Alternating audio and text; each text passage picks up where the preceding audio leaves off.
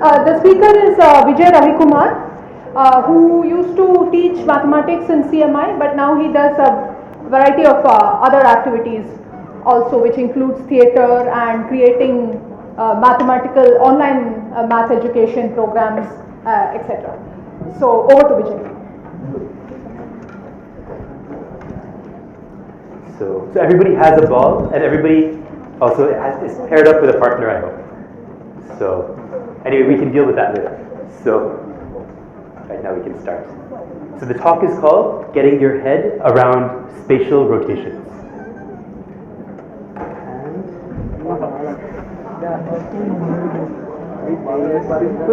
So this is Bala. Bala is one of the simplest and kindest puppets you'll ever meet. And even though he just has 3 strings, he can move in all kinds of ways. And he's going to be of enormous help to us in today's talk. So, as you can see, Bala lives a happy life. But unfortunately, this is a flashback. Because one day, when Bala was still quite young in puppet years, the god of death appeared and snipped one of Bala's strings.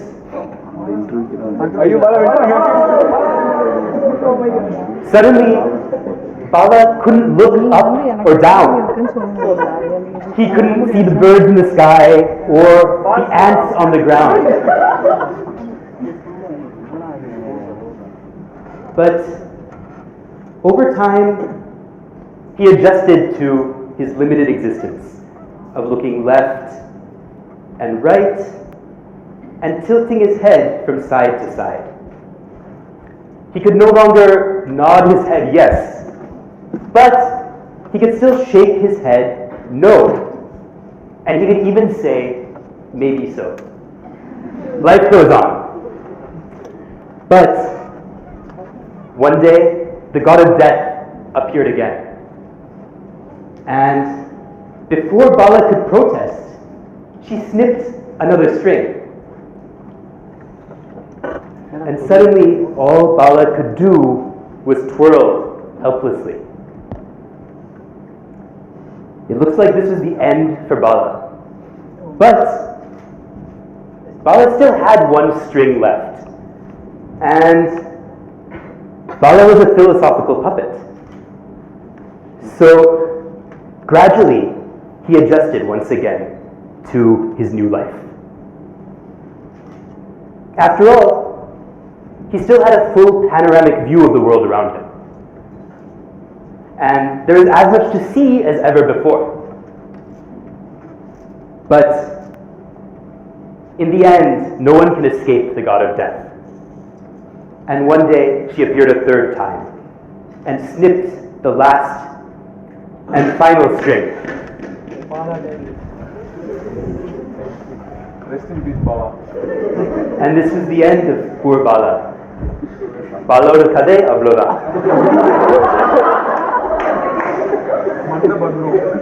Except that suddenly, devoid of strings and unburdened by earthly existence, Bala realized he could float freely. And that's convenient for us, because he's going to be crucial for today's talk. So, I'm going to let him sit over here. And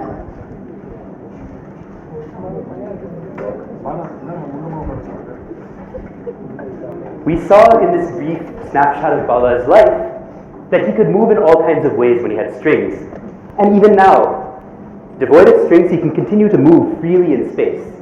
But as Bala moves around and observes the world around him, what are all the states that he can occupy?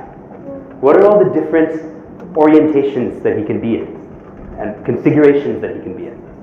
So that's the question that we want to ask about Bala's life and see if we can take something away from it. So one thing that Bala can do as this freely floating Bala moves around is that he can change his position in space. His position in space. He can translate himself in space in various directions. And as he does this, he can also change his spatial orientation. That's different from his position. So he can translate his position in space, but he can also change his spatial orientation. He can rotate. He can do all of the things that we saw him doing in his childhood. He can turn his head from side to side, look up and down, tilt his head from side to side. So he can change his spatial orientation while keeping his position fixed. So there's really two different ways that Bala can move. He can translate his position. He can also change his spatial orientation in a given position. So it's important to notice there's a difference between these two things. And in some ways, position is easier to understand. There's 3 dimensions of positions that Bala can occupy. He can move around in, He can move around with respect to the x-axis, if we imagine that going straight ahead, the y-axis, or the z-axis. So he can translate himself through space. But we can ask the same question of his spatial orientations. What are how many spatial orientations can he occupy? And can we characterize those? Can we get a handle on those?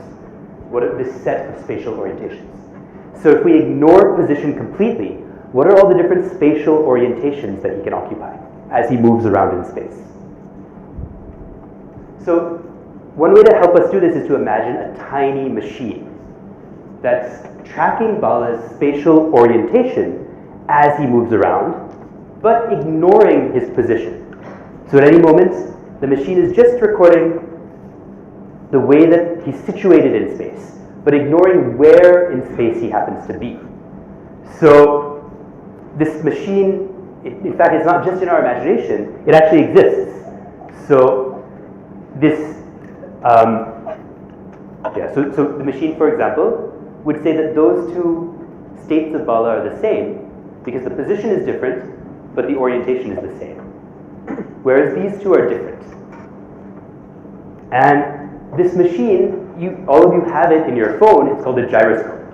So what the gyroscope does is it literally tracks the spatial orientation of your phone while ignoring where it is. You have other things that keep track of where your phone is, GPS and stuff, but the gyroscope is only tracking its spatial orientation, how it's situated in space. So coming back to the question, so spatial orientations are interesting, but how do we actually get a handle on them? How do we specify a given spatial orientation? And one idea is that as Bala's orientation changes, the place he's looking also changes. Right now he's looking at Professor Vijay Ravikumar over here, and now he's looking at the volunteers over there. And now he's looking at the camera over there. So as his orientation changes, the place he's looking changes. So one option is maybe just keep track of the direction he's looking. Maybe that will tell us what his spatial orientation is. So for example, if Bala is looking at a banana, we can just say that's where he's looking and that's his spatial orientation. But the problem is that this orientation also allows him to look at the banana.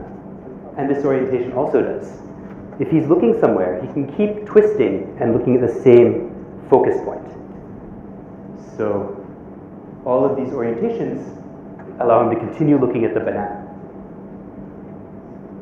So we have a problem. That's not enough to specify a spatial orientation. In fact, there's a whole circle's worth of orientations that'll let him continue looking at the banana. So the question is, maybe can we specify an orientation by choosing not just a point of focus, but also an angle. So an axis and an angle. And in fact, that turns out to be enough. So if we say where Bala is looking and how he's twisted, that's enough to specify a given spatial orientation. An axis and an angle. So this suggests that the number of spatial orientations, the full set of all spatial orientations, could be three-dimensional, because the number of places he can focus on, those are given by unit vectors. If you imagine that the center of Bala is the origin in R3, the directions he can look in, there's a two-dimensional set of those, because all the different unit vectors give us that set, and that's a two-dimensional set. A unit vector has two parameters to specify it, because it's a unit vector, we divide by its length, or its norm. So for example, x, y, z is an arbitrary vector in R3. But if it's a unit vector, we know that z has to be equal to the square root of x squared plus y squared. So really there's just two parameters there that give us an axis. And the angle gives us an additional parameter, the amount that he's twisted by. So this suggests, and this is a bit vague, but I just want to give it, the idea is just to have a general sense of how big this set of spatial orientations is. So this suggests that it might be three-dimensional. There's 3 dimensions worth of spatial orientations that Bala can occupy. So now the question is, another question, how do we move from one spatial orientation to another? Bala was continuously moving around, but how do we actually get from one to another? How do we get a handle on that and keep track of that? So the key to this is rotations. If you noticed, all of Bala's movements he was doing are rotations with respect to different axes. We can rotate about any axis. It doesn't have to be the x, y, or z, but x, y, and z are some obvious choices. So, for example, rotation about the x-axis looks like this, tilting your head from side to side. The nautical or the kind of airplane terminology for this is a roll. Here Bala is rolling. He's rotating with respect to the x-axis. If Bala rotates with respect to the y-axis, that's looking up and down, and that's called pitching. That's a pitch in nautical terminology. You don't have to remember these words, but I'm just adding them there for help, because they're kind of colorful. And finally, if Bala rotates with respect to the z-axis, the z-axis, that's called a yaw. That's a strange word. But that's like shaking his head back and forth. So here's a question. Can we reach any spatial orientation via a combination of these 3 types of rotations? Rotations with respect to the x-axis, the y-axis, and the z-axis. So if that's another orientation, if this is our base orientation, our starting orientation, and this is another one, can we get from here to here via some combination of x, y, x, y, and z rotations? So does anybody have a guess? Can we get from this base orientation to some arbitrary orientation? Anybody else? Does anybody think we can't? Okay, so the answer is yes, we can. And there's many ways you can do it. One procedure for doing it is if in your target orientation that you're trying to get to, you can mark the North Pole in that orientation. Then it's just a matter of, from your base orientation, trying to move that point to the North Pole, which you can do by, for example, rotating using the z-axis and then rotating using the y-axis. And then you could do another rotation to get some other point you've marked to where it should be. So there's many ways to do this, but this is one way. So you can achieve any spatial orientation through a combination of these 3. And going back to position, this sounds a little bit like that. Remember, with position, there were 3 dimensions of position given by translation in the x, y, and z coordinates. So similarly, there seems to be 3 dimensions of spatial orientations, and those seem to be given by rotations in the x, y, and z coordinates. So it seems like they're kind of similar, right? But that's not quite the case, and we'll see that now. So the set is three-dimensional, the set of spatial rotations. But unfortunately, our analogy breaks down, our analogy to position, which is kind of given by R3. And the reason it breaks down is because these rotations about x, y, and z are not really independent of each other. So as an exercise, I want everyone to everyone who has a ball, get out your pen and draw a small face on it. This is going to be your puppet. So this is going to help you. If you need a pen, raise your hand. But if you have a pen, draw a small face. And this is your miniature version of Bala. And this is going to help you in this exercise, but it's going to be even more crucial in the upcoming exercises. So just take 20 seconds more to finish drawing your face.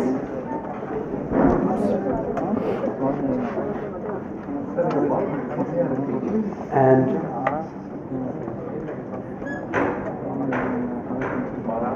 raise your hand if you need a ball or a pen.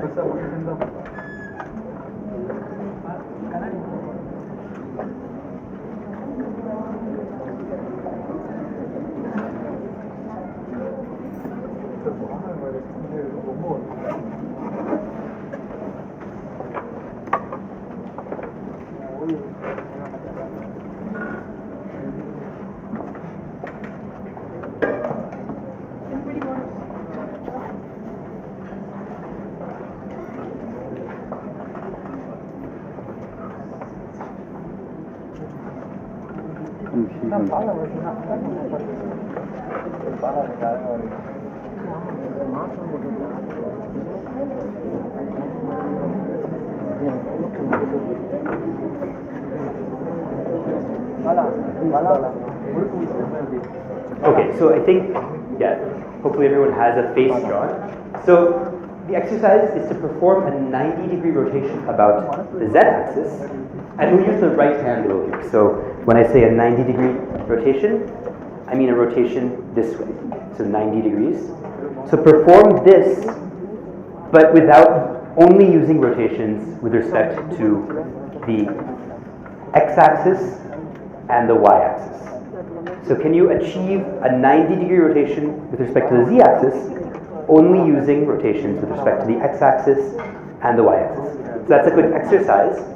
So just take the next 30 seconds, next 1 minute to try and do that, and raise your hand when you think you've gotten it.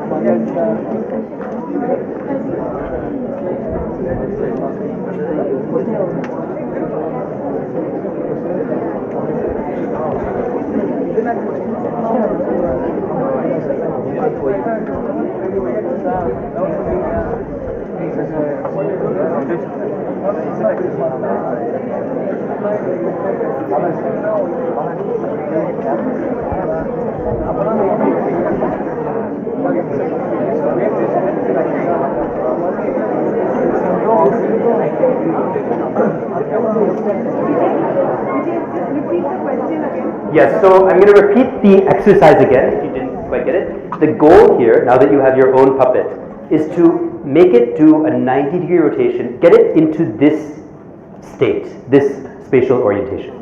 So if its base orientation is here, get it into this orientation. But get it to there, achieve this orientation, without doing any rotations with respect to the z-axis. Do it entirely via rotations with respect to the x-axis and the y-axis. So that's the goal. I guess the point here is to show that we don't actually need rotations in all three axes. We can effectively do a rotation in the z-axis only using rotations in x and y.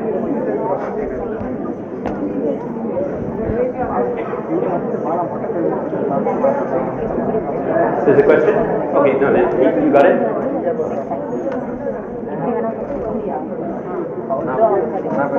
You did that? Got it?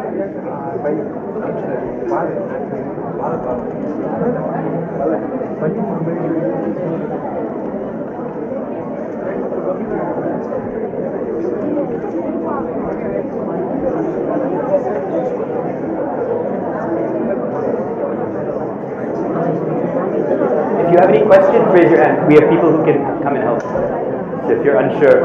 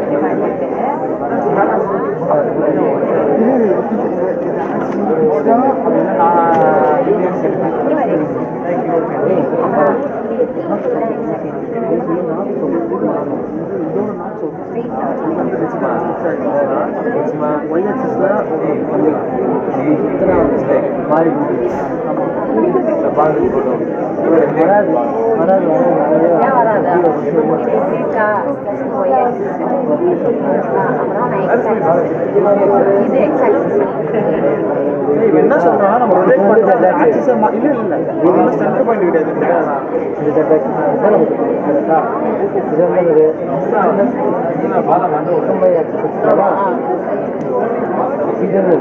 மொத்தம் 3 rotations பால் இப்படியா next இப்படியா next இப்படி கரெக்டா இது என்னது இதுதான் எக்ஸா இது வை எல்லாருமே அதான் பண்ணிருக்காங்க வராது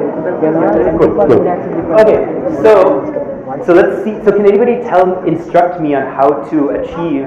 Give me step-by-step instructions on how to achieve this spatial orientation using only rotations with respect to the x-axis and the y-axis.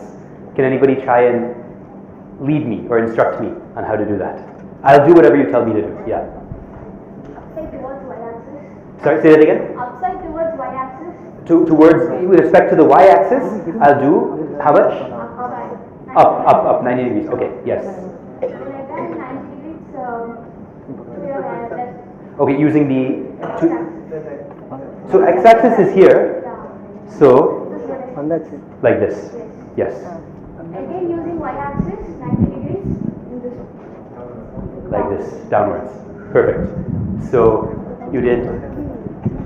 What she did is, and see, it's exactly where it would be if we had simply done a 90-degree Z rotation.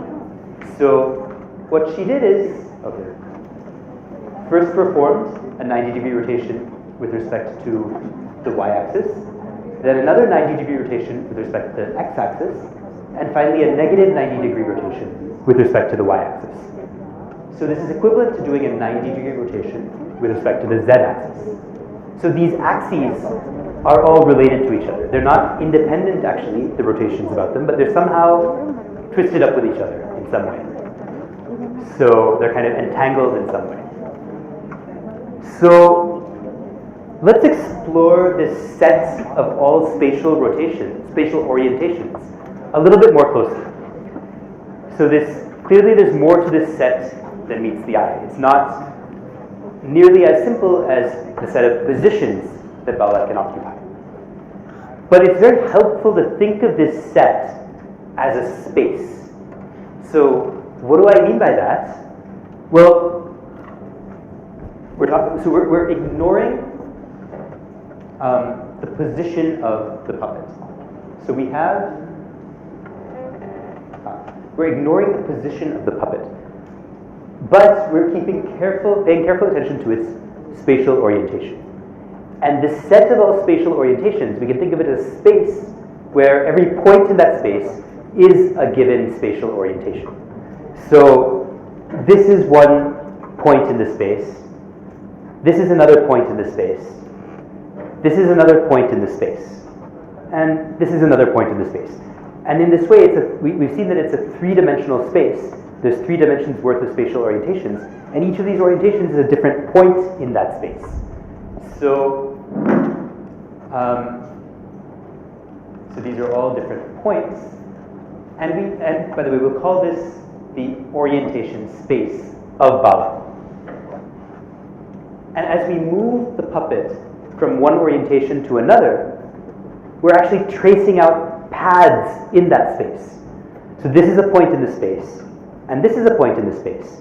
But as we continuously move the puppet like this, we're actually tracing out a path in that orientation space. Because along the way, these are all different points, and we're moving continuously. So we're literally tracing out different paths in the orientation space as we move the puppet around. And since we can ignore position, even if I move the puppet and that if I do a motion of the puppet that involves translating in space, our gyroscope doesn't pick that up. It only picks up the orientation. So we're still tracing out a path in the orientation space. So in contrast, you could also define the position space, which I mentioned earlier. And that's quite simple. It's just R3. We still trace, when we move Bala in space and change his position, we're tracing out paths in R3 in a very easy to see way. We're literally tracing out this path that you see me drawing right now in this room. This room is R3, and I'm tracing out a path. But the orientation space is a lot harder to visualize. We have to just imagine it abstractly, a little bit more abstractly, but not so abstractly. Our body kind of knows it in some way. So we really have 2 different 3-dimensional spaces here. R3, which is very simple, and this orientation space, which is also 3-dimensional, but not so simple. So as a warm-up to trying to understand the orientation space, let's first just get a handle on what we mean by a different 3-dimensional space. Because we're all used to working with R3, but I'm guessing many of you wouldn't have seen any other 3-dimensional spaces. So what are we even talking about? So besides this Euclidean space R3, what are some other 3-dimensional spaces? Well, one is, which you may have heard of or seen before, is the hypersphere, S3. So if you imagine the plane R2, you could turn it into a sphere in some way by adding a point at infinity. Just imagining that everywhere, no matter how far out you go in any direction, you get to this extra point at infinity. Everything closes up at a point at infinity. And in some slightly abstract way, that creates a sphere. So, and the sphere is another 2-dimensional space. So in the same way that R2 is related to the sphere by adding a point at infinity and closing everything up, you can imagine doing the same thing to R3, adding a point at infinity which closes everything up. So that whatever direction you go in, you'll eventually get to that point at infinity, pass through it, and come back to where you started. So the hypersphere S3 is another 3-dimensional space that's different from R3, but still 3-dimensional. And it's a little harder to visualize, but we can still get an idea of it by just imagining that if you're living in it, it'll look like R3 kind of, but if you just keep going and going, you can eventually get back to where you started by passing through that point at infinity. So that's one example of a 3-dimensional space. Another 3-dimensional space is the hypertorus. So you can imagine the torus. You can get that by taking a square sheet of paper, pasting 2 edges together to get a cylinder, and identifying the other 2 edges together, if it's stretchy, to get a torus or a donut shape. So that's another 2-dimensional space. And we could play the same game in 3 dimensions. You could start with a solid cube and identify opposite faces. This is a bit harder to visualize, but I just want to mention it as another 3-dimensional space that you can imagine working with in some way. We're not going to deal with them right now. But my only point is that there's lots of 3-dimensional spaces out there besides R3. So a question we could ask is, what does Bala's orientation space look like? It's three-dimensional. Does it look like one of these two spaces that I just mentioned? And it's hard to say at this point, but I'll tell you in advance that it's much stranger. So Bala's orientation space, it actually contains a path. Remember, a path in the orientation space is what you trace out when you move continuously from one orientation to another. And Bala's orientation space contains a path which behaves very unexpectedly. So, in particular, what is this path? It's any 720-degree rotation. Meaning, I could start here, keep rotating, rotating, rotating. Now I've done a 360-degree rotation. Keep going, going, going until I've done a double rotation, 720 degrees. And why is this path strange? Well, we'll get to that in a little bit, but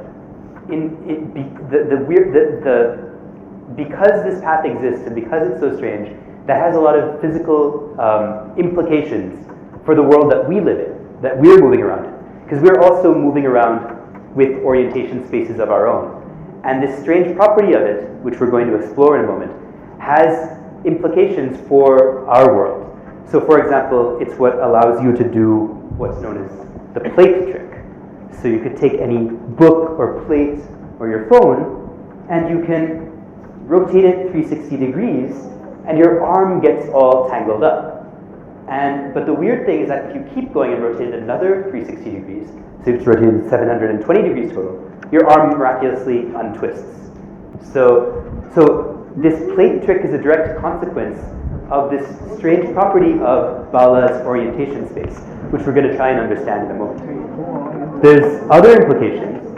There's something called the belt trick, which you might have seen. Unfortunately, I lost my belt. So does anybody here have a belt that they can lend me for 1 minute? Don't be shy. If you have a... Cool. Yeah, please, please.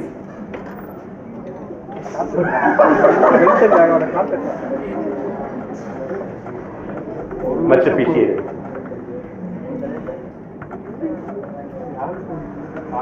So the belt trick is very similar to the plate trick, but it's also a little. Each of these, although these are all related to each other, they each reveal slightly different things about this property. So the belt trick is that if you hold down one end of your belt, so it's flat, and give the other end two 360-degree rotations. So this is one full rotation, this is another full rotation, that's 720 degrees. Then, this is the hard part, you move it around without twisting it, and if I do it right, it untwists. So you translate it around in space like I did, and the belt untwists. So thank you very much for the belt. And I'll just give one more of these kind of famous implications of this strange fact, which is called the string trick. I actually find this to be the strangest of all. The way this trick works, I'm not going to do it, but you can try it at home. And you can really try it at home, I've done it. You can take any object of your choice. You can take, say, a mug, or a pair of scissors, or a book, or anything. Ideally something that has some way to attach things to it. And just attach any number of strings between your object and different points in your room. And make sure the strings are a little loose and a little stretchy. But once you've done that, rotate your object 360 degrees. Obviously the strings will all get twisted up and tangled up. But if you rotate it another 360 degrees, miraculously you can untangle all the strings. You need to have the strings be long enough that you have some room to move them around, but you can actually do this, and without moving the object at all. So these are all equivalent properties, but in some way, each of them is surprising in a slightly different way somehow to our physical intuition. So what is this strange property that allows us to do all these things? And what is Bala's orientation space actually look like? How can we understand it? How can we visualize it better? So we're going to explore it by performing some paths in this orientation space using these puppets. Because we saw that as we move the puppet around, we're tracing out a path. We're performing a path in the orientation space. And again, I just want to emphasize, when you move your puppet around, feel free, you can move it in space with including translations. Its position can change. We're just going to ignore the position. We're going to only, we're going to disregard the position and only pay attention to the orientation. And that's how we understand a path in the orientation space. So as we do this, so in order to understand what this space looks like, we're going to perform some paths. So in order to do this, one useful thing, one thing that will make our life easier is to put your puppet on a pencil, like we have here. Just on the stick a pencil on the opposite end of the head from the face. This will make it much easier to move around for some of the upcoming exercises. So do that. Also, stand up from your seats once you've done that. I hope these desks, the thing's closed. So stand up from your seat, warm up your arms and shoulders, and you're going to have to move around for this activity. So we're going to do a series of movement challenges using the puppet. So put the stick in, and everybody stand up.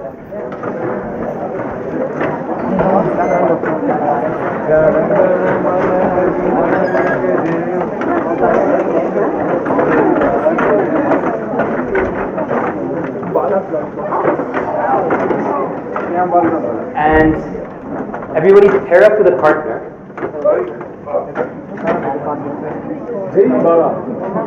Doesn't matter if you don't know the person from before, it's a great time to meet a new person. So pair up with a partner who's close to you. Say hi, get to know them. And so one of you is going to be the puppeteer, the other one is going to be the gyroscope. But you'll keep switching, so don't worry, you're not stuck in that role. Each of these activities you'll do twice. One of you being puppeteer, one of you being gyroscope. So the first challenge is easy. The first challenge is to perform the stationary path in the orientation space.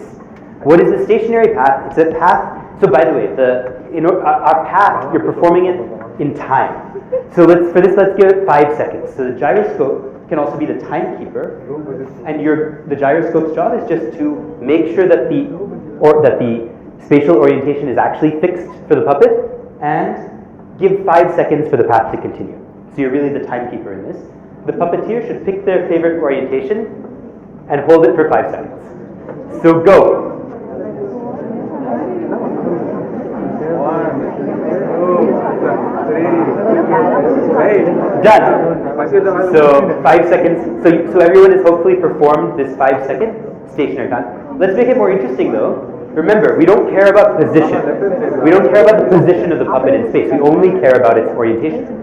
So you can perform a stationary path while moving your puppet as long as your orientation is fixed.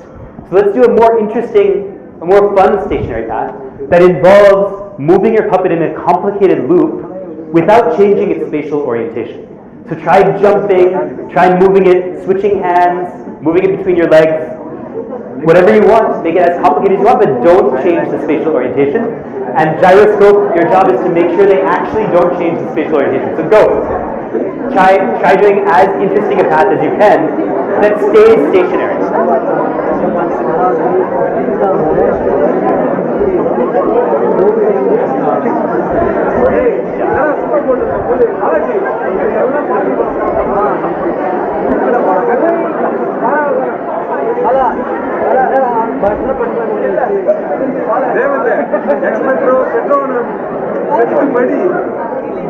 And no abusing the gyroscope.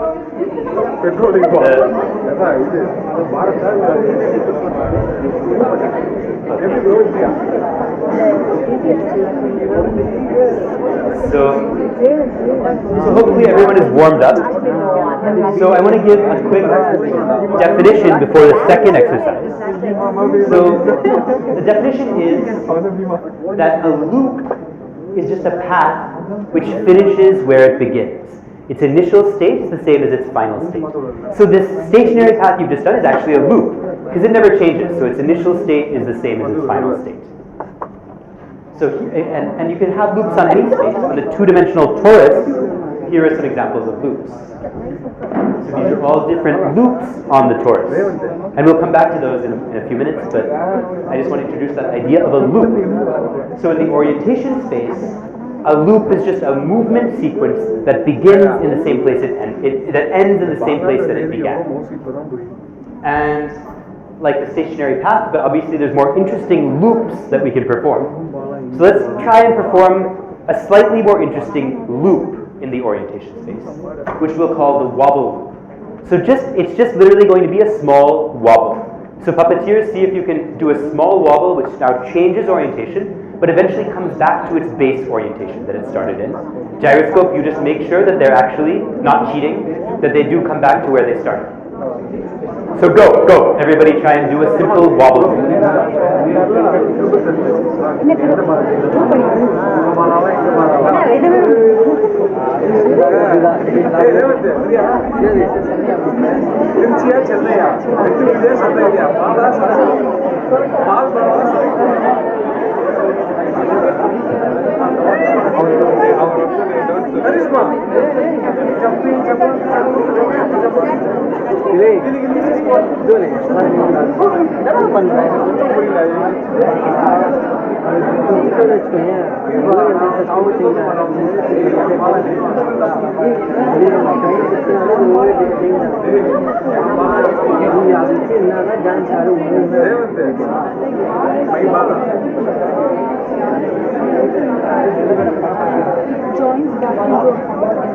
Okay, so hopefully everyone has gotten that. These are both kind of warm-ups. This shouldn't be too hard so far.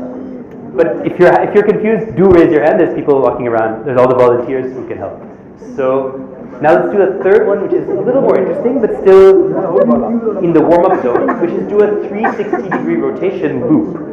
So it's a loop, so it should start and end in the same orientation, but it should perform a 360-degree rotation in the process. And try doing this with respect to different axes. So, and make it as smooth as you can. So the gyroscope's role again is just to make sure that the rotation is actually 360 degrees and that it starts and ends in the same place. So try that. Try it and do it multiple times with different axes too. And again, everybody should play both gyroscope and puppeteer, so take turns. So go, try this third challenge of doing a 360-degree rotation.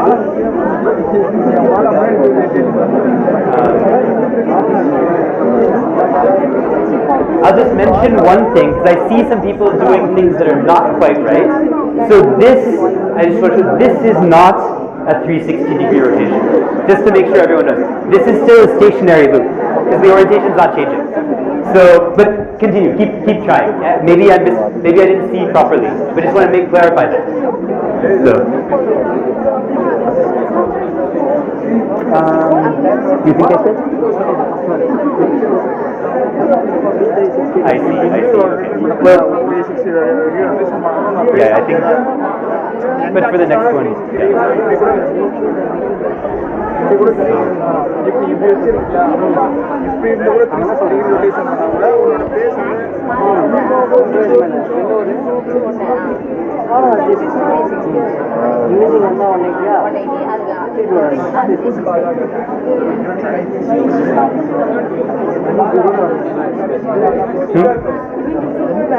so I'll repeat the challenge again. This one is to do a 360-degree rotation loop. So it could just be this rotation, full rotation. That's a loop because it ends and begins in the same place, and it traces out a loop in the orientation space. Or it could be this one, or it could be on some other axis. It doesn't have to be X, Y, or Z. It could be with respect to this diagonal axis, like that. So any of those are okay. So I think everyone's more or less got that. So let's do something more interesting now. So I want to give one more definition, which will help us in the upcoming challenges.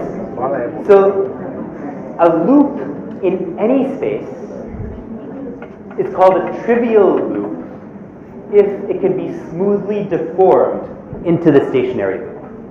So for example, this loop in R2, this is R2 here, is trivial because we can smoothly deform it into the stationary loop, which is just a point in R2. So I'll just show that again. This loop here is trivial because we can just smoothly suck it into that point. What about in this torus? We had these 3 loops earlier that we saw. Are these trivial loops or not? Well, this one here is trivial. We can smoothly deform it to a point. But this one over here is not trivial. Because as we deform it, it's always stuck on that sleeve of the torus. It can't actually move off. It can't actually contract. So this is not trivial. And what about this loop? Does anybody have a guess if it's trivial or not? It's not trivial because it's also going around, winding around. So there's no way it can contract to a point. So that's also non-trivial. So what does it mean for a loop in the orientation space to be trivial? Well, we can actually enact a smooth deformation from our loop to by basically performing our loop over and over with minor adjustments each time, and until we finally reach a stationary loop. So if we can do that, then our loop was trivial. So for example, the wobble loop you just performed, if this is the initial state and this is our wobble, that's trivial because we can keep repeating it, but each time make the wobble a little smaller, a little smaller, a little smaller, a little smaller, a little smaller, a little smaller, a little smaller, a little smaller, until it's nothing, until it's just the stationary loop. So if you can keep repeating your performance with minor adjustments till you get to the stationary loop, that is what then you're actually enacting this deformation. And you're showing that your loop is trivial. So, and on the other hand, we've seen this wobble loop, which is a trivial loop in the orientation space. On the other hand, the 360-degree rotation loop that you just did, that's an example of a non-trivial loop in the orientation space. And proving that this loop is non-trivial, what does it mean to say it's not trivial? Means that you can't keep performing it with small adjustments till you get down to the stationary loop. And unfortunately, proving that it's non-trivial does require a little bit more machinery. So if you take a course called Algebraic Topology, you'll get that machinery. So we won't prove that it's non-trivial today, but you can kind of get an intuition for it. If you try and repeatedly perform this loop, then it's very hard to imagine shrinking it down to a stationary loop. So this is now let's try another challenge, which is a little more interesting. Let's consider a loop that does a full 360-degree rotation with respect to an axis of your choice, followed by a full 360-degree rotation in the opposite direction with that same axis. So you're doing one 360-degree rotation followed by another opposite 360-degree rotation. So this is a loop in the orientation space. It begins here, and after doing the full performance, it ends there. It's a loop. Can you show that this loop is trivial? Can you enact a smooth deformation from that loop to the stationary loop? So try and do this, and maybe the puppeteer one advice, you could try, you can use any axis. If you want to try with the axis of your pencil, that might be a little easier to start with. And the gyroscope, you can help the puppeteer by just making sure the initial state and the final state are always the same as that. Those don't change during this enactment. But anything in the middle can change. So as long as it's happening with only slight variations from one performance to the next. So let's try that. And this is a little harder, so please raise your hand if there's any uncertainty or if it's not clear what you should be doing. Basically, your initial performance is a 360 degree followed by an opposite 360 degree. So if you're using the pencil as your axis, it'll look like this. That's your loop. See if you can keep repeating that with small gradual changes till you get to the stationary loop.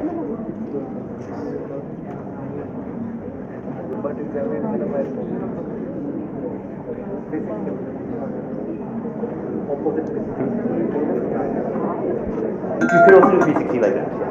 Yeah, I guess. Yeah.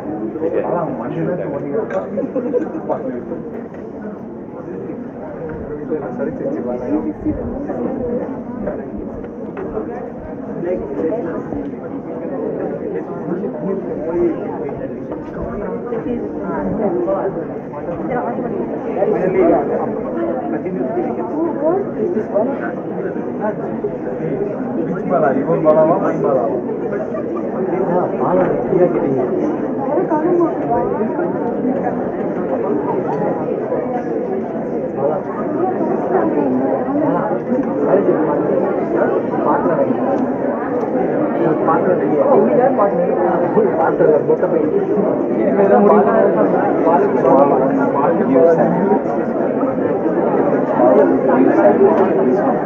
He is giving ball.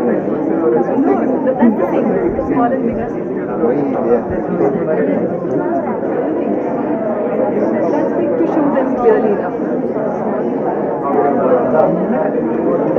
That's okay. That's okay. Okay, fine. Okay, so feel free to sit down if you want. If you can stand or sit. So for this challenge, you don't need to be standing. So, but we will stand up again for the last two challenges.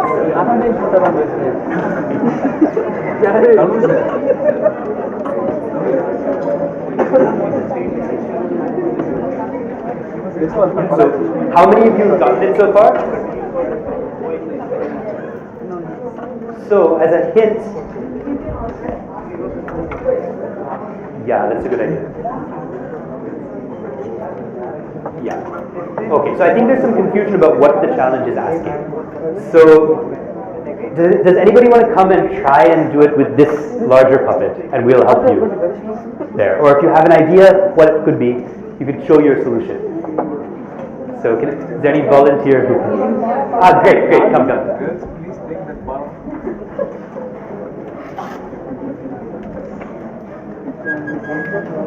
I need that bala. Bala.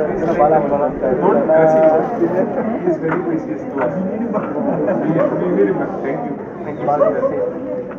So, did you manage to?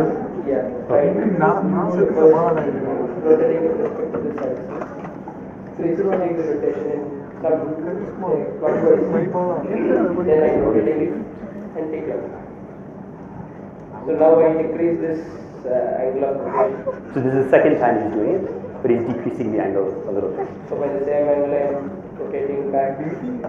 Nice. And the third time I decrease it more. And then still more. Slowly stabilize.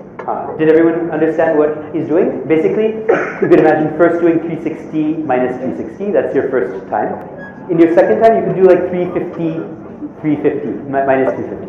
So you could keep decreasing the extent that you go. Because that all the intermediate, none of the intermediate orientations are fixed. It's just the first and last, the initial and the final orientations that are fixed.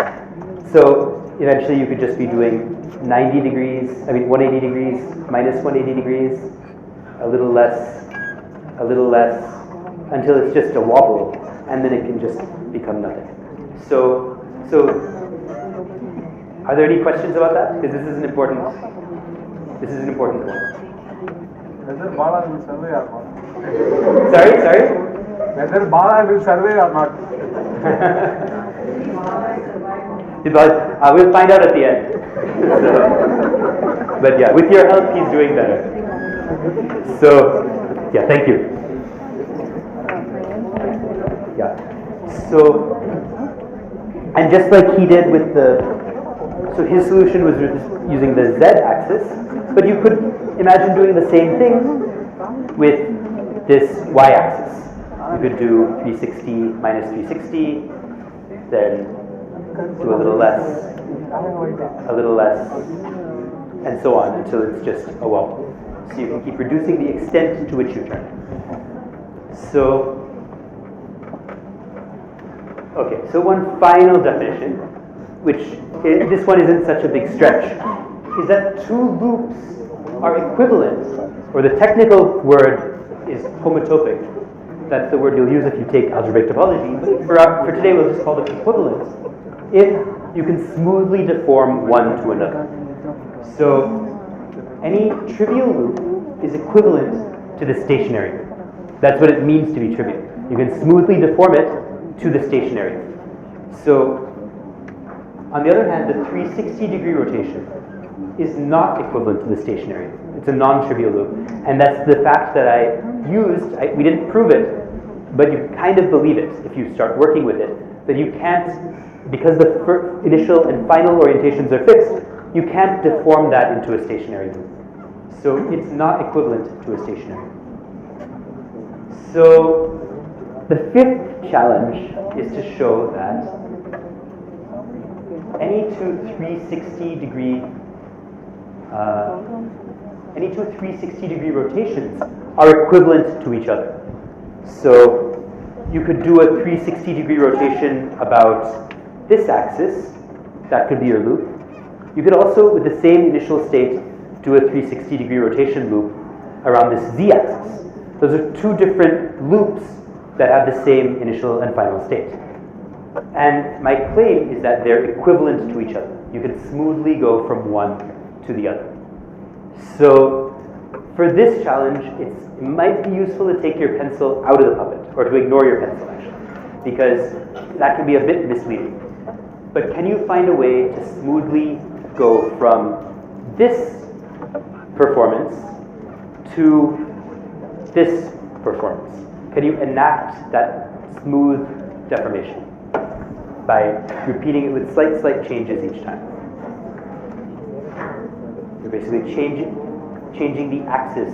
You can't, the initial and final states don't change. You should pick a base state. For me, my base state is him looking forward. But go through a series of different performances that take you from this one to this one. So, equivalent means exactly so let me repeat the definition actually.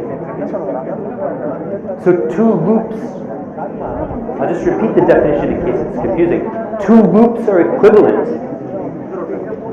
if you can smoothly go from one to the other. So this is one loop in the orientation space, because it's tracing out a path in the orientation space whose initial orientation and final orientation are the same. This is a different loop in the orientation space. It's tracing out a different path whose initial and final orientations are the same. And these two loops are equivalent if we can smoothly go from one to another. If we can do a series of loops with slight changes each time. So we keep doing loops with slight changes that get us from this one, eventually getting us to this one. So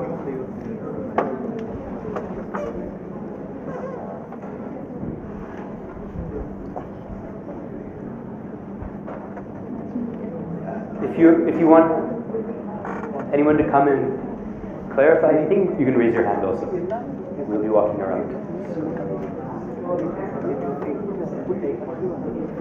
That's a good. Yeah, so Barney has a good point. One thing you could try, first choose your two loops. Your initial, the two loops you're trying to show are equivalent. Enact them separately first. Then you're clear what you want to get to, what you want to start at. So just pick your axes. You don't, I was doing this one as one of my loops and this one as the other one. You don't have to use those, but fix what you're using. Enact your two loops separately. And then see if you can find a way through a series of loops to go from the first one to the last one. You have the two loops that you gave me.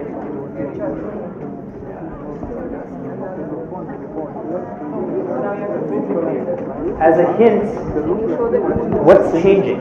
In both of these are 360-degree rotations, but they're with respect to different axes. So the axis is changing. So is there a way to smoothly change the axis of rotation? Can you show the 3D rotation loop about one axis of the loop 3D rotation?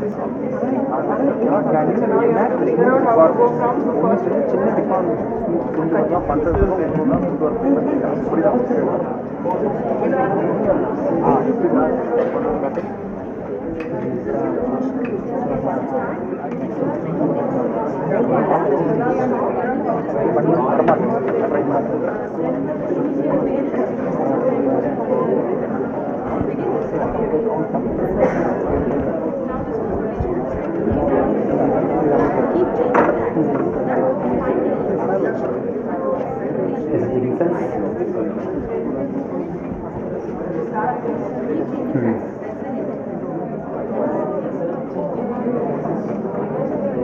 Yeah. Yes.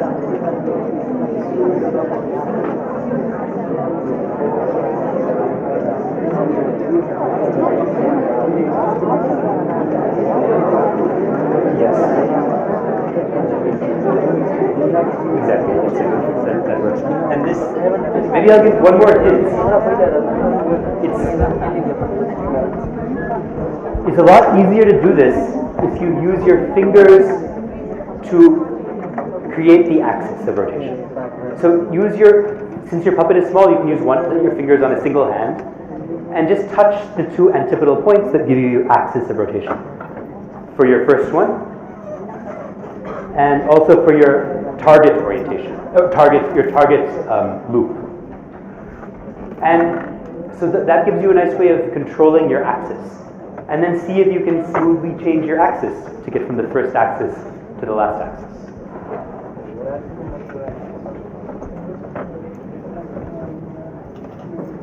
So keep trying it. We'll take another minute or two.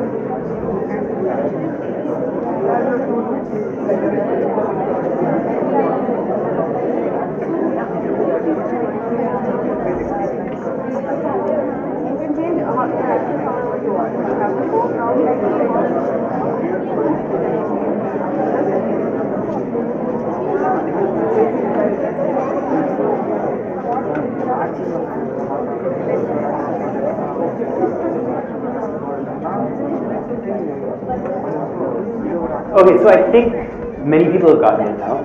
So the idea is you can just smoothly keep moving your axis. So our initial loop, our initial 360-degree rotation loop is this. But then we can shift our axis over slightly. Eventually we want to get to this one. But we have to go there gradually. So we start with this axis. Then we repeat our performance, but with a slightly different axis. Then we move our axis a little more. And then a little more. And then a little more. And then we're all the way here. So this shows that those two 360-degree rotation loops are actually equivalent. You can smoothly go from one to the other. So Okay, so now for the last two challenges, please do stand up again. And this will be the last time you have to stand up. So now, this challenge is looking at two, again I want to make sure we clarify the difference between a trivial loop and a non-trivial loop. So we'll do that by looking at two different ways of tracking an object. So let's imagine that a particle, shown by this star, is orbiting your puppet. So hold your puppet in its base orientation, and imagine that this particle is orbiting your puppet in a vertical circle in the YZ plane, just like we see here. So you can imagine it orbiting like that. And there's two very different loops in a set of spatial orientations that follow this particle. There's two different orientation loops that your puppet could use to watch the particle as it orbits around it. So one of these loops is trivial and one is non-trivial. So my question is, can you find both loops? Can you find both ways of tracking the particle as it moves in this vertical circle? So in this exercise, it's important to partner up. The gyroscope can actually can let their finger play the particle and trace out this orbiting particle around your partner's puppet. So the puppeteer hold your puppet, the gyroscope person can trace that particle going around the puppet. And now the puppeteer's job is to let the puppet's gaze follow the particle. But you have to find two different ways of doing this, one trivial and one non-trivial.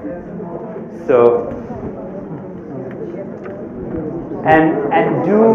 you could, if you want, try it with your own head instead of the puppet, but just be careful because the non-trivial one could result in injury. So.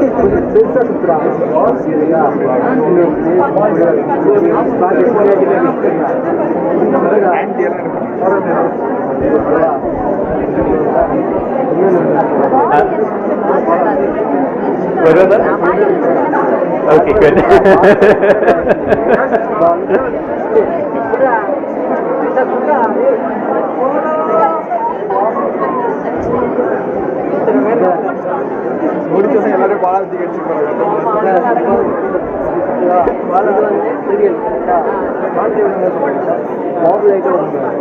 Making particles. Please just want to clarify, make sure the particle stays in the YZ plane, the YZ plane. So this is the YZ plane cutting through your puppet. The particle stays in that plane. It's just moving in this vertical circle. No moving forward or backward. It's just moving in this YZ plane. And your puppet has to watch it go.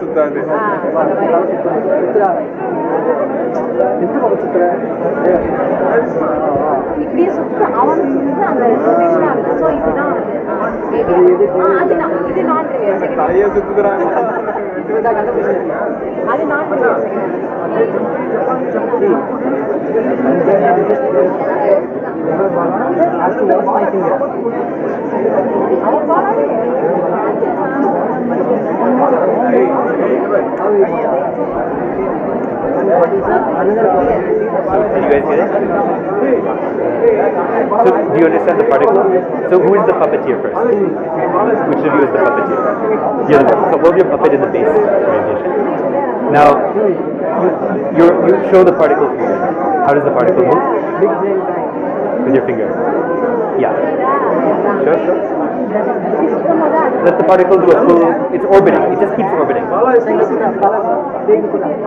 Yes, now the puppet has to watch the particle. Can you let the puppet watch, it should keep looking at the particle.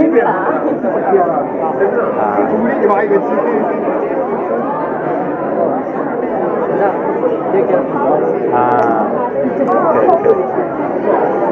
Okay, but keep your particle in the plane, in this plane. In this plane.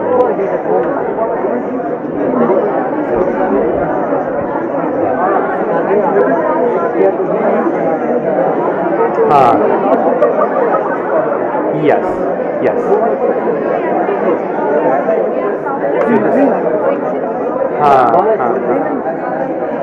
Thanks, bro. So you're doing. I see.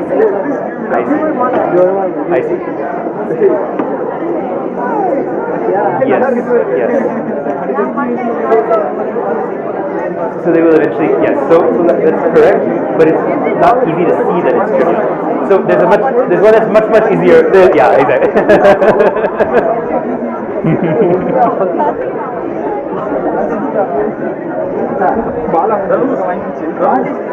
Is it working? Is it making sense? Can you show? So you be the particle? Okay. So keep your particle in the plane. Just keep it in the plane. If this is the YZ plane, just keep your particle in the plane. Nice. Exactly.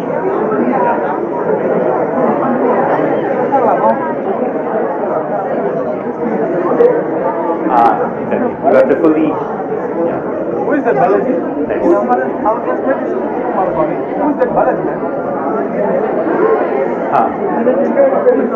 Yes.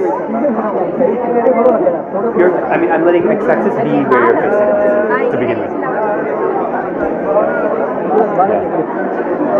Exactly. Yeah, you will have to turn and face it in the y-axis. Got it. No, that will also be non-trivial.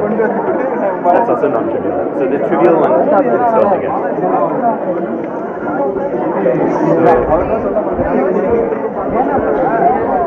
How's it going? So I couldn't figure out why. We know there are other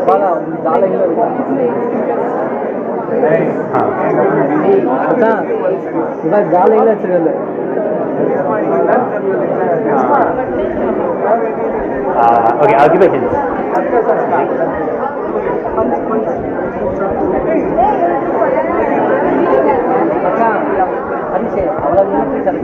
Okay, so let me give a small hint, because I think many people I'm seeing are in the same position. So if the particle is moving like this, many people have figured out that you can have your puppet. Maybe can somebody come up and help me actually? If can I have a volunteer come and play the particle? If any student wants to come quickly, come. No, anybody can come. Yeah. So you can keep your shoes. Yeah. So just you just show the trajectory of the particle with your finger. So you can start, and the puppet. Many people have seen that the puppet can follow it like this and create a non-trivial loop. It's just a 360-degree rotation. Do it one more time. It's following, and it gets back to where it started. So this is a non-trivial loop. I think a lot of people are finding either struggling with the trivial one or finding things that could be simpler. So just as a hint, try imagining. Try actually using your own head for the non-trivial one, for the trivial one. Imagine, let the particle go around your own head and see if you can find a way to track it with your eyes, to track it with your gaze. So that's just a hint. This particle, as it moves, can you with your own head, if you do this with your own head, that's what will result in serious spinal injury. So you don't want to do the non-trivial one with your own head. But the trivial one, if you want to, you can do it with your own head, and it's relatively safer. So, yeah, thank you.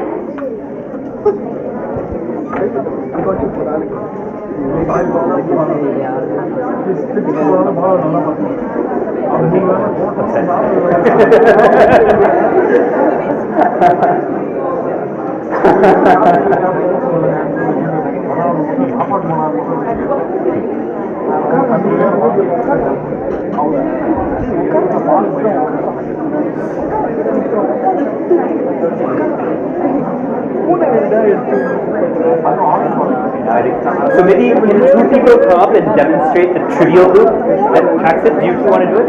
You can use this. Do you two want to try? A lot of people have gotten it. So does any pair want to come and demonstrate the trivial loop?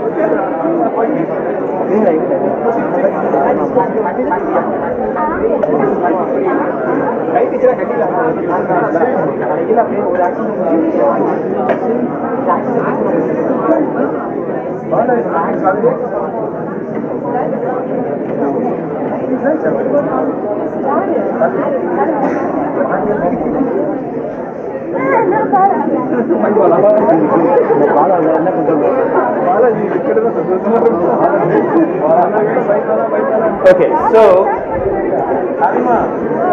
can I have a volunteer who can come and show how the puppet would move in a trivial loop? It doesn't have to be two people, I can be the particle. I want somebody to come as the puppeteer though, and just demonstrate what this trivial loop will look like, which follows the trajectory of the puppet. Yeah, please come. Yeah, I know many of you have gotten it. I've seen a lot of people get it. So, okay, so you can hold the puppet. I'll be the particle. Okay. So the particle, face them first. Then yeah. Now the particle. I'll move it like this, so you can look at the particle. And now, with your eyes, try and follow the particle. And as you see, it can do it just like you would probably do with your own head in real life if you were trying to follow this particle.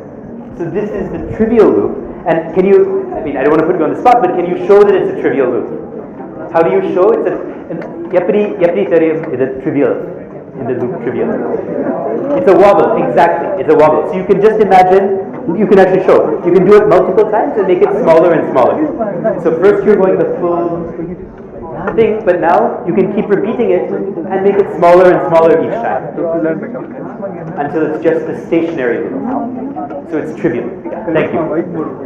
So initially you're looking like this, but you can keep repeating it and repeating it and repeating it till it becomes this stationary loop. So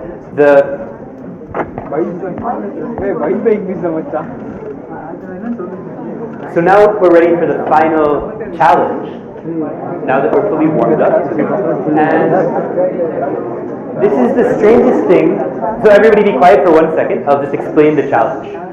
So what I mentioned earlier is that this very strange thing about this orientation space of Bala is that these 720-degree loops are kind of weird. And the way in which they're strange is that any 720-degree rotation loop is trivial. So this 720-degree rotation loop is a trivial loop, which is a bit surprising because a 360-degree rotation is not trivial.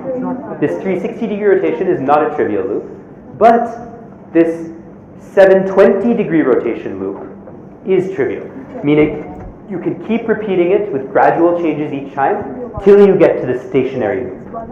So the final challenge for today is, can you prove this? Can you demonstrate with your puppet how to smoothly deform a 720-degree rotation loop into a stationary loop? So for this one, having your puppet on the pencil will be useful, I think. So black and white.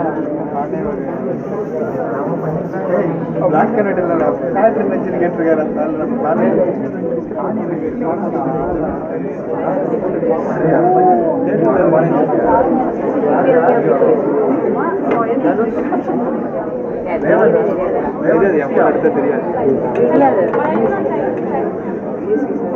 suffering from fever.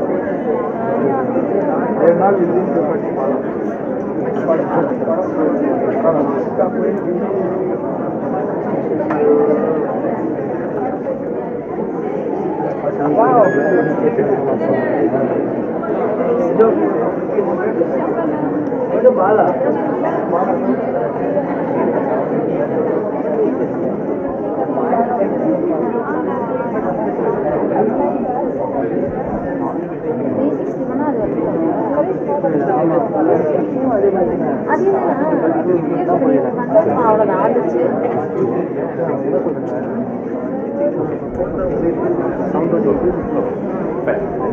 So I want to give a small hint which will help us approach this problem. This is a tough one.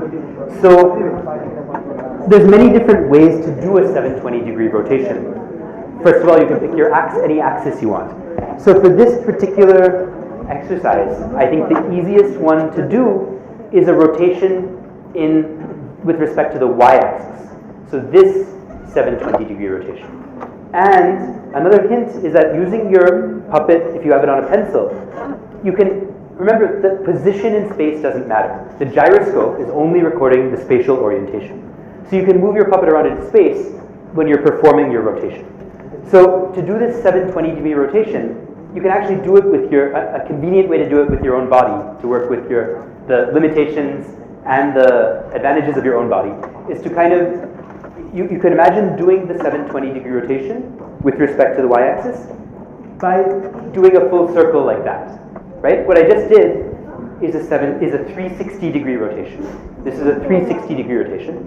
Unfortunately, my arm is kind of twisted, so I can't do 720. But if I just take one step over, then I can do a full 720 degree rotation.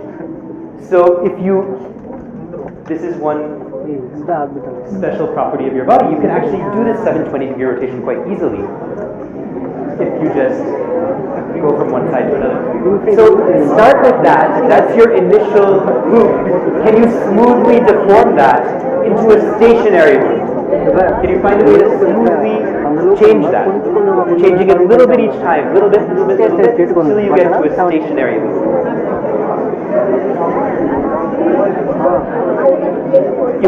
Having it on a pencil might be helpful if you want to hold it on the pencil. This is the radius of the thing. Okay. And then it will come like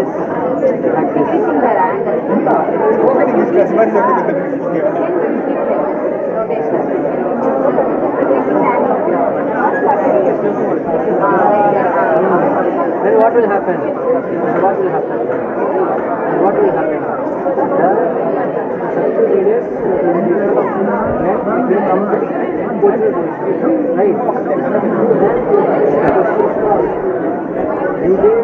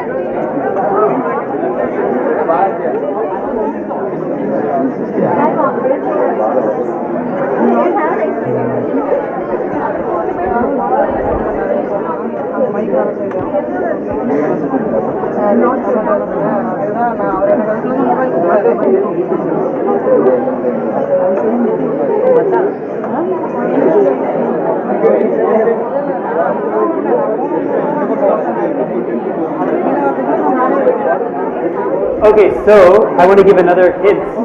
I think a lot of people are getting very close, and a lot of people have gotten it. But remember, our initial loop is this 720 degree rotation. And how do we smoothly deform that? Well, we can, if you just keep repeating it, you can start to let the axis change of these two loops. So you can start to get a figure 8. Essentially, our exercise from before of two 360 degree rotations in opposite directions. So, which then becomes a wobble, which then just becomes nothing. So,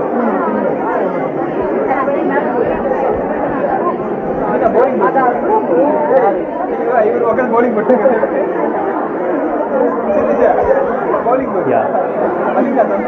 Okay. Okay,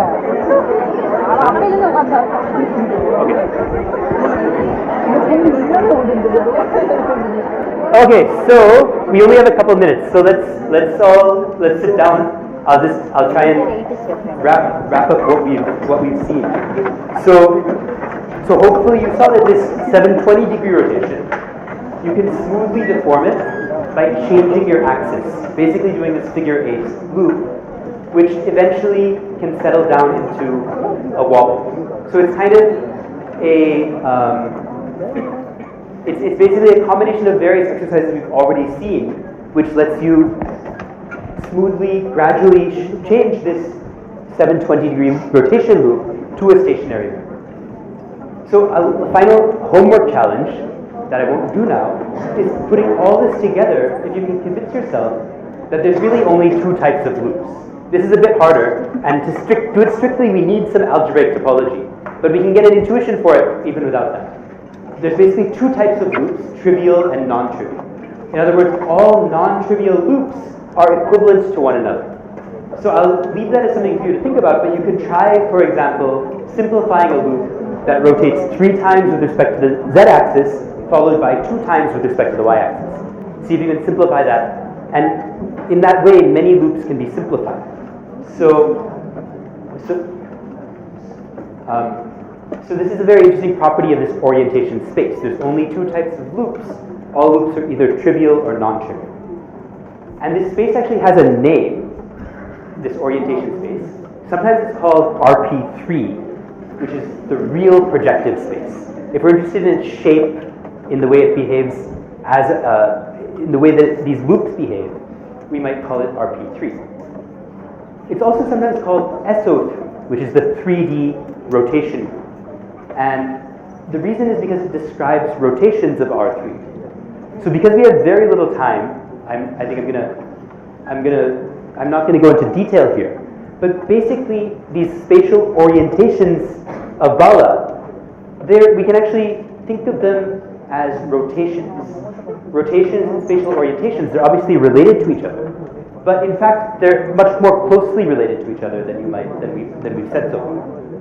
So we've seen that from a base orientation we can get to any other orientation via a sequence of rotations.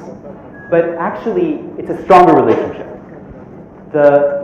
We don't need a sequence of multiple rotations. Just one rotation is enough to get from our base orientation to any arbitrary other orientation. So it just takes a single rotation. And that's not trivial. It's something one has to prove, and it follows from Euler's theorem that the composition of any 2 rotations in any 2 different axes is actually just a single rotation. It's a little counterintuitive actually, because it could be counterintuitive, like where is that axis? You've rotated around this axis, then this one. How do we think of that as being a single rotation about some third axis? So there's a really nice proof in the book Naive Lie Theory by John Stilwell. So if you're interested in seeing why this is true, you can check that out. It's a kind of a guided proof through exercises. So I'd highly recommend that. But the upshot of it for us is that spatial orientations and rotations are really in bijection. And this orientation space of Bala, we can also think of it as a space of rotations of the sphere. So I'm going to skip ahead a little bit.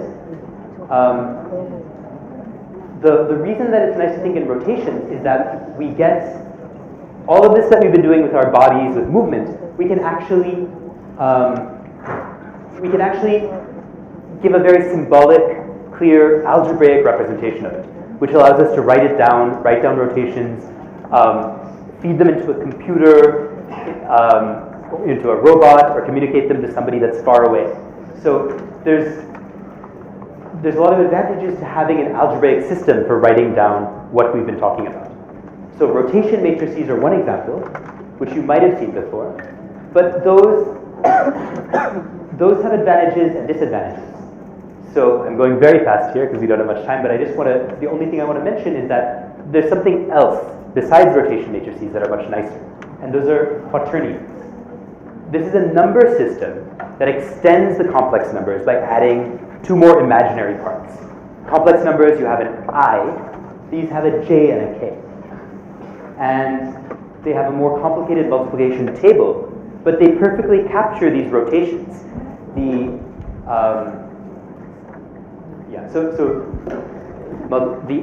I represents a 180-degree rotation with respect to the x-axis.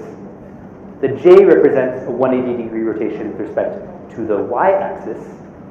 And the K represents a 180-degree rotation with respect to the z-axis. So quaternions are an algebraic way of systematizing what we've been talking about.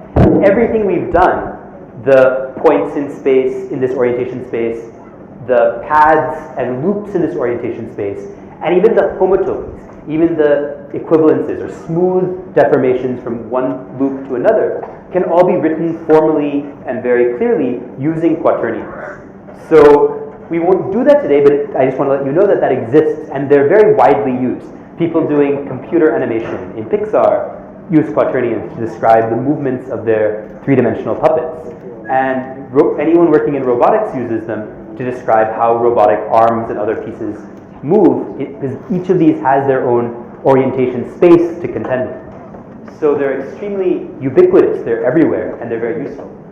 And I'm going to skip ahead a little more. The other place that all of this comes up is in particle physics, where fermions, these elementary particles like protons, neutrons, and electrons, they also exhibit this property, this strange property of, and I'm not a physicist, so maybe a physicist can say it better than me, but of actually having a measurable property.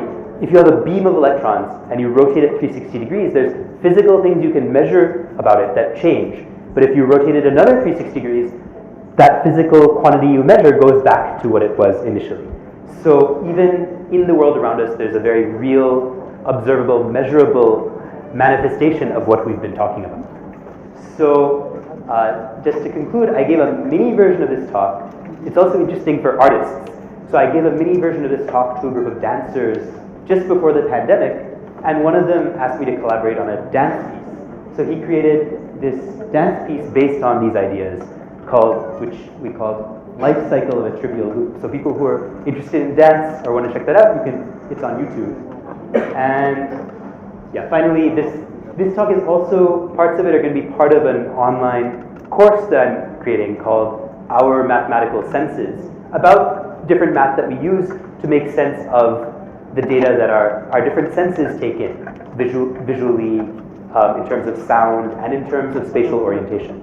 So the first part is called the Geometry of Vision, and that's already fully online and fully public in the form of an interactive ebook. So if you're interested in this kind of stuff, and you want to, it's completely separate from what we talked about today, but it's about perspective and vision, and that you can check out at this site here. So I'll end there. Sorry for going a few minutes over.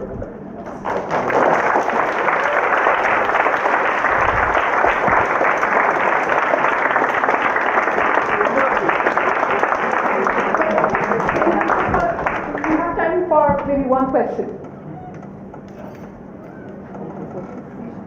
Is a question there? Can you raise your hand, please?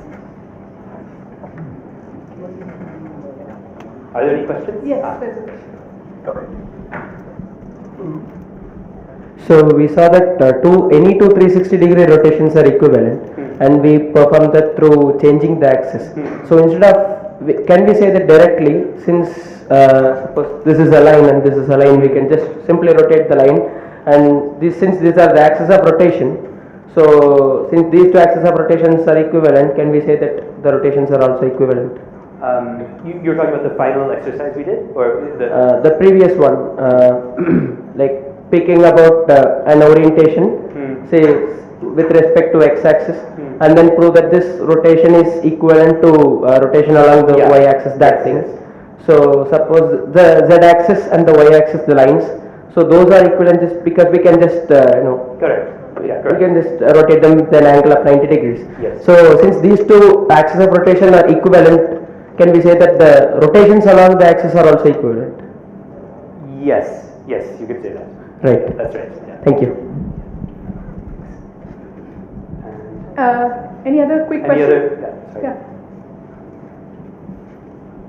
Okay, if not, let's thank the speaker again.